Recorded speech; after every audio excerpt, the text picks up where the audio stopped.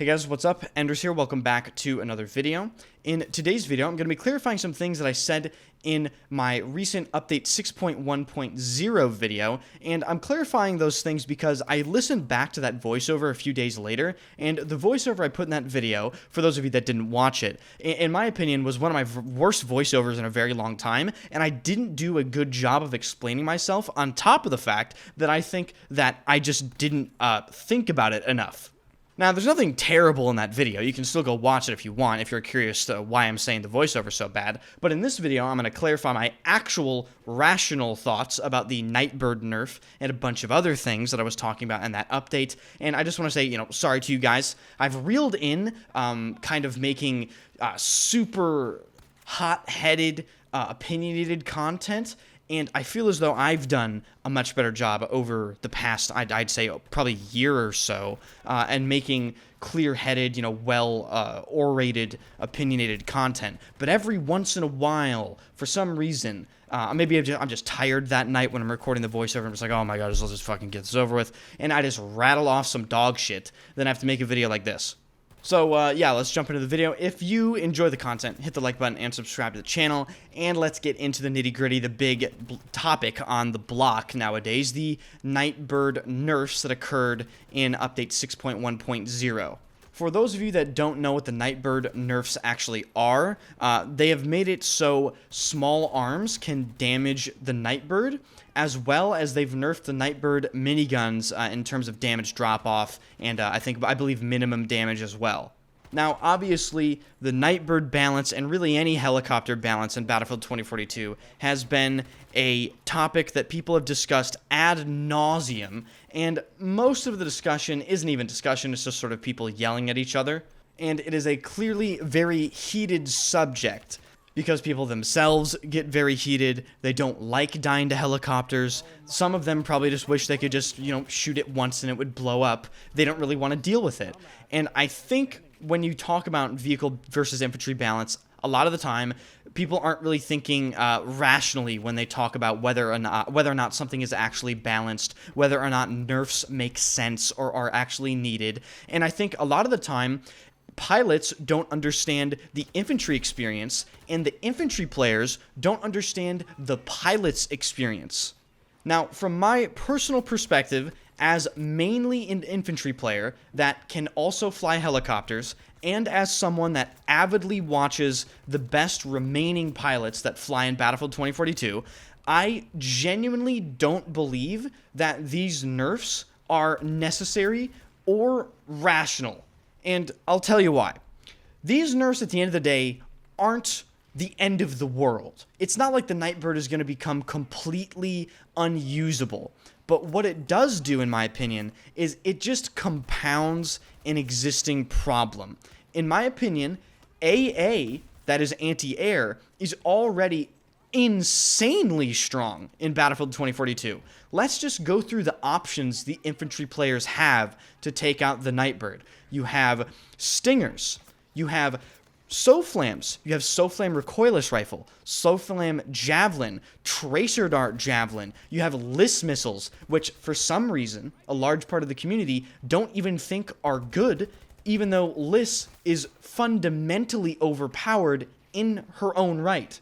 And then I haven't even mentioned the actual AA guns, the Cav Brawler AA, EMP grenades, and the list goes on and on. RAW, right? I'm just rattling things off left and right, and I'm probably still leaving something big out. And this is why I said that I don't think a lot of the time people understand how difficult it is to actually go on these Nightbird kill streaks when the entire server is trying to kill you.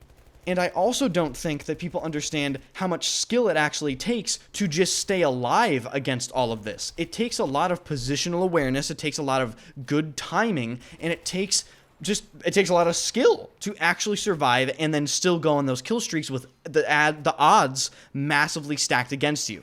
And this is why I say these nerfs are sort of compounding the problem. Not so much the minigun nerf. I don't think the minigun nerf for the Nightbird is really going to matter that much. I think the small arms damage is definitely going to matter.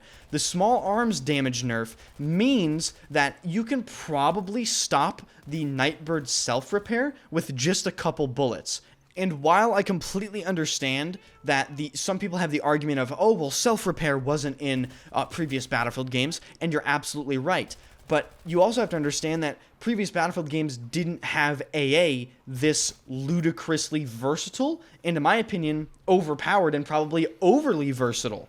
So I think what they're probably going for with the small arms damage is they're probably trying to heavily incentivize having people repair you in the Nightbird in order for you to survive. And that makes, that makes sense. I understand that perspective.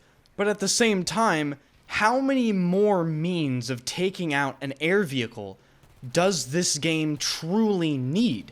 I think the real problem is the players not utilizing what is given to them a lot of the times. See, I think some people expect to shoot a Stinger at a Nightbird and have it just one-shot it.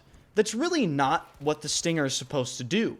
Sure, it can deal damage to the helicopter, but its main use is really a deterrent. It's supposed to make the helicopter retreat and fall back and pop flares and give the helicopter pilot massive downtime. When you make him pop flares, he cannot push anymore. The pilot has to go away.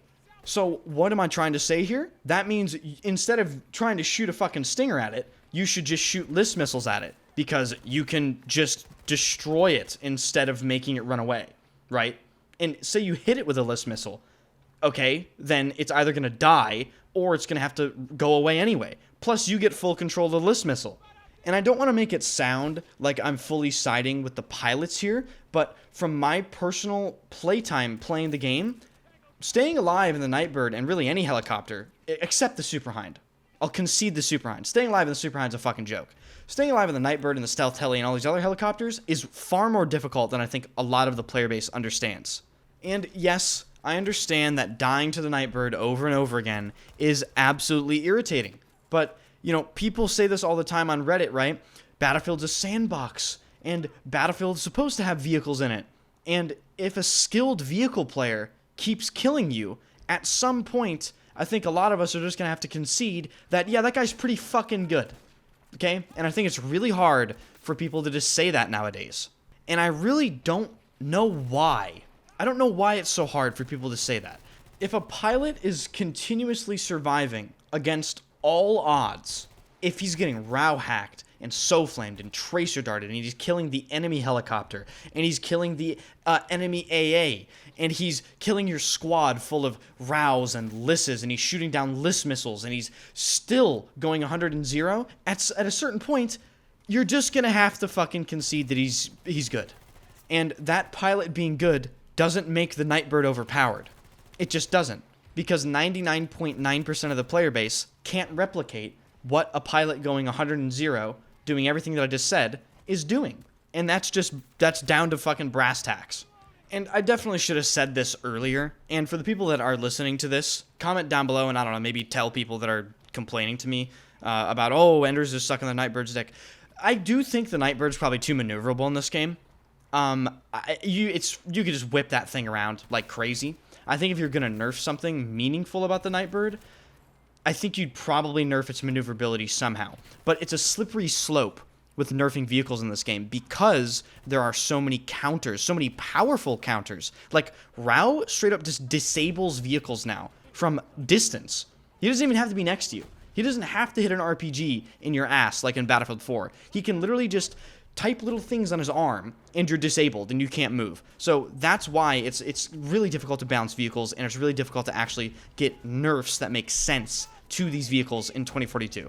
And with that, I think I've clarified as much as I really need to clarify about that. If you did enjoy the content, hit the like button and subscribe to the channel. Definitely let me know your thoughts down below. And join the Discord, follow me on Instagram, follow me on Twitter, follow the Twitch stream. All links are in the description. And I'm going to see you guys later.